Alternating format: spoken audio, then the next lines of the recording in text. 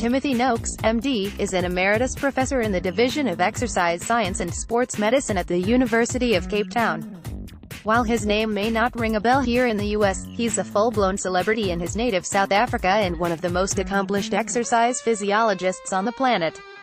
You can't walk by a restaurant in Cape Town that doesn't offer a Noakes option, say, an avocado stuffed with breakfast sausage and eggs, or a double cheeseburger with lettuce sans bun, and evidence of his teachings seems to be everywhere, mostly in the form of the nation's best-known athletes, including ageless golfing legend Gary Player and 8-time Ironman world champion Paula Newby Fraser.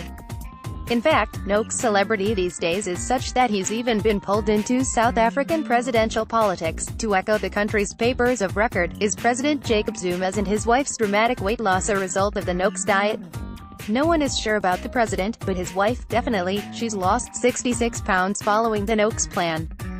To high-performing athletes, Noakes preaches that the bedrock tenet of endurance athletic nutrition, that winning performance is best fueled by eating lots of carbohydrates, is simply wrong.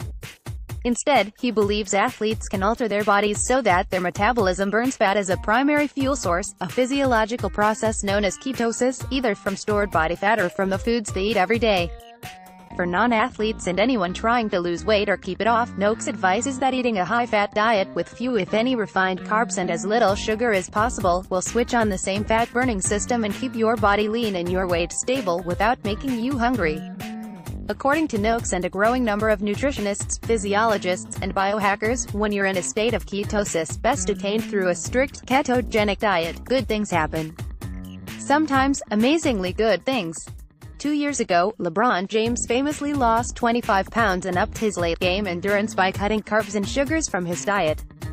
Tim Ferriss, the author of the 4-Hour Self-Improvement book series, followed a strict keto diet to cure his Lyme disease, and performs a long multi-day fast every 4 months as a means, he says, of pushing ketosis further and starving incipient precancerous cells of sugar. More on that later. Last summer, Sammy Inkanen, the ultra-fit co-founder of real estate juggernaut Trulia, rode with his wife from California to Hawaii in record time on a keto diet, to promote high-fat eating and raise awareness about the dangers of too much sugar.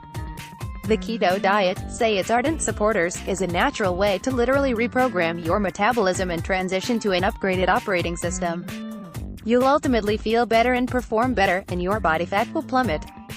But this sort of low-carbohydrate, high-fat, LCHF diet, as Noakes calls it, is still far from mainstream. It takes serious dedication to drop your daily total carb intake to below 50 grams, or 20 to 30 grams of net carbs, which are sans fiber, the equivalent of a single cup of brown rice. The USDA dietary guidelines were just changed in January to mention the need to limit intake of added sugars and refined carbs like bread, rice, pasta, cookies, and crackers, which spike blood sugar more rapidly than candy. Check the label of nearly any sports drink, and it's most likely loaded with natural or added sugar. Go to the grocery store today and the labels are awash with the message of low fat, no fat, or zero fat. Meanwhile, Noakes continues preaching that the right kinds of fats, the ones our bodies evolved to process, like animal fat and butter, olive and coconut oil, but not vegetable oils like corn oil and soybean oil, are extremely healthy. Noakes titled his 2012 autobiography Challenging Beliefs, and, at age 67, he's publicly waging a war against carbs and sugar from his Twitter account, @ProfTimNoakes, where he chimes in every few hours and has churned out more than 27,000 tweets since 2012.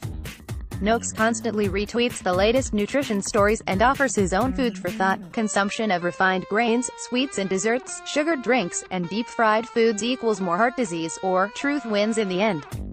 But it takes time. The healthy ultramarathoner who defied the odds by becoming diabetic. Noakes' war on sugar goes back a generation, to when his father developed type 2 diabetes. Type 2 is a disease in which the body gradually loses its ability to regulate blood sugar through the production of the hormone insulin. It's linked to genetics, but also to diet, particularly sugar and refined carbs, as well as obesity and inactivity. Diabetes experts estimate that the disease speeds up the aging process by roughly a third, damaging the body from the inside out. Too much blood sugar slowly destroys blood vessels, with results ranging from mild, early wrinkling of skin, to catastrophic heart disease, blindness, stroke, amputations due to poor circulation, and even Alzheimer's disease. More on that later. Noakes' father eventually died from type 2, but because Noakes himself followed a low-fat diet, exercised regularly, he's run upward of 70 marathons, as well as a handful of ultras, and didn't smoke, he figured he'd be spared. To be sure, as he got older he put on some weight, and his energy sagged, but he was in good shape. Regardless, in 2010, Noakes was diagnosed with type 2 diabetes.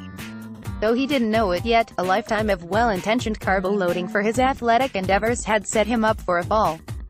Not long after he got the news, he happened to receive an email about a book titled The New Atkins for a New You, and realized he recognized many of the author's names on the cover, which belonged to respected exercise expert Stephen